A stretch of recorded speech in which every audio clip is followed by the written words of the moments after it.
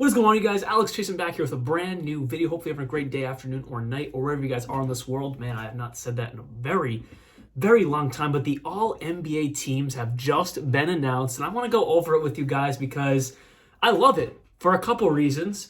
There's three particular players on here that I'm extremely happy are going to be getting the Supermax very soon, and let's jump right into it. We'll start off with All-NBA first team. You know, usually I'd start at the bottom with All-NBA third team to keep the suspense, but I want to jump right into it with SGA. Shai Gilgeous-Alexander has been named to All-NBA first team. I am so ecstatic for this man. He is my favorite player in the entire NBA, besides, of course, JT and JB on my Celtics, of course, you know, unfinished business.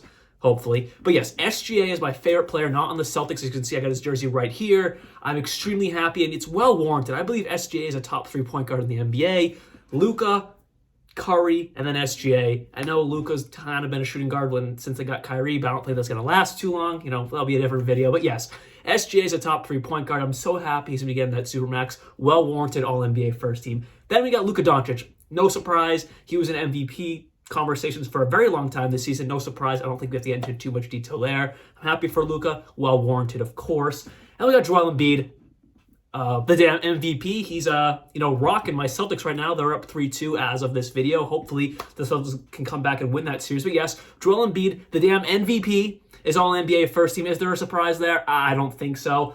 And we have my boy Jason Tatum. He's going to be getting that Supermax contract worth up of $360 or $340 something million. I'll put the exact amount right here. So well warranted. He also, just like Luka Doncic, was in MVP conversations right behind Joel Embiid and, Nikola Jokic and Giannis Antetokounmpo, those names like that. Jason Tatum was up there. I believe he finished in 4th place. And I'm extremely happy for JT. Hopefully he can really thrive off this news and do well tomorrow in Game 6 and Game 7 for the Celtics, if there is a Game 7, hopefully. And then last but not least, yes, Giannis Antetokounmpo.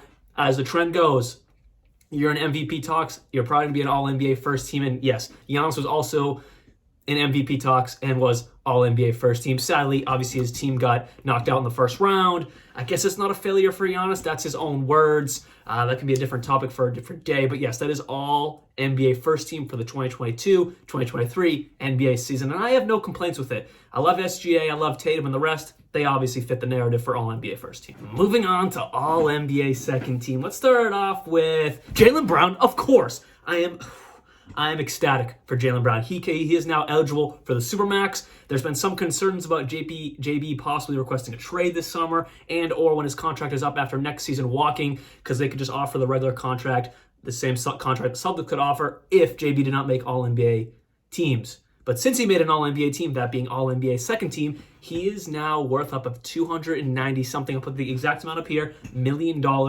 This offseason, JT doesn't kick in until the following offseason. This offseason, JB is warranted of that $290 million 5-year contract, Supermax extension. And this gives me some hope as a Celtics fan that JB might stick around and not want to walk and move somewhere else. But that's a different conversation for a different video. For each of these players, there's different sub-stories that I could get into in different videos.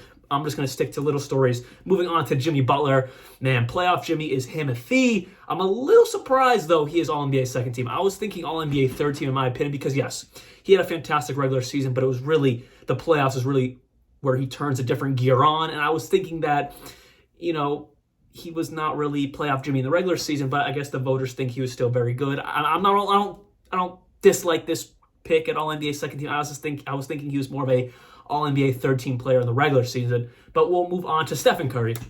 I mean, this man is Stephen freaking Curry. He is never a dull player. He is never not off ball moving to create a better shot for himself and his teammates. And then when he has the ball in his hands, well, he's Steph Curry, and he makes his teammates better, and he makes plays for himself, and that's what helped the Warriors not only get back into playoff conversations, but now in the playoffs, I know they're down 3-1 against the Lakers, but still, he has helped this team go on to the second round, and possibly, maybe they'll come back from 3-1, we shall see. I don't think it will happen, but, we'll see what happens, but definitely well warranted for the best point guard in the NBA, and if he wins a championship very soon, I think he can make a conversation for the best point guard of all time. Moving on to Donovan Mitchell. Yep, Donovan Mitchell always has a great, fantastic regular season campaign. I have no complaints about him at All-NBA second team. First year in Cleveland, he made his presence known in the Cleveland fan base that this is going to be a team that's going to be in contention for a very long time.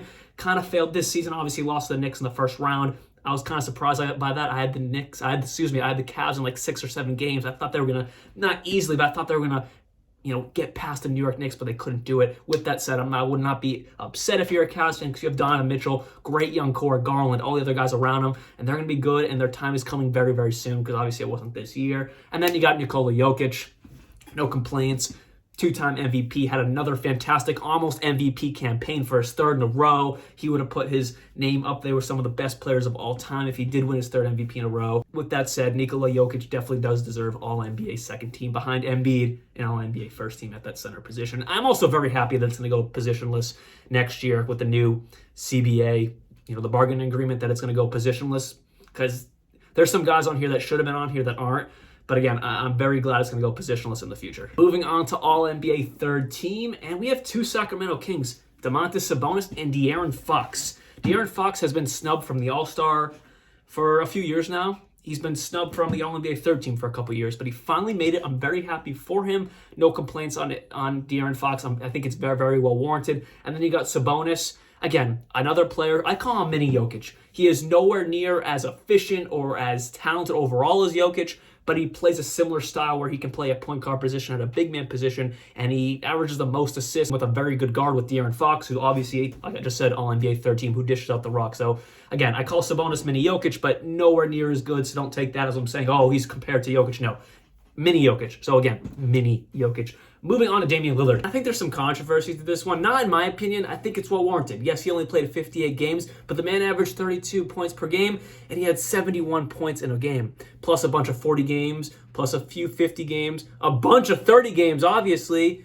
I think it's well warranted for Dame. There's an argument that he only played 58 games. Well, that 65-game limit in the new CBA, that's not a thing yet. So in the last year of the current bargaining agreement, I have no problem with a man playing 58 games being an All-NBA player. But then that 65-game limit might give some guys that wouldn't make an All-NBA team a chance because the stars aren't playing enough games. So that's a different story. I'm okay with Damian Lillard making it this year, even though he only played 58 games, because when he was on the court, man was a bucket, 71 points. I think that speaks for itself. And then you got Julius Randle. No complaints. He had a fantastic All-Star campaign. Right now, they are down 1 point against the Miami Heat, fighting for their playoff lives, and Julius Randle got hurt. I'm not sure what that status is because I'm making this video right now.